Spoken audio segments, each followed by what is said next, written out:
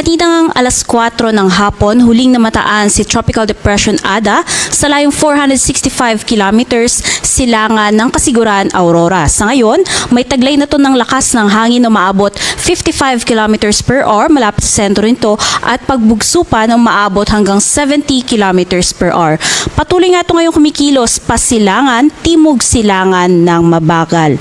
Sa ngayon ay yung trough na nga lamang nitong si Bagyong Ada ang nakakaapekto dito sa may Camarines Sur at Catanduanes na siya nagdadala ng mga kalat-kalat na mga pag-ula.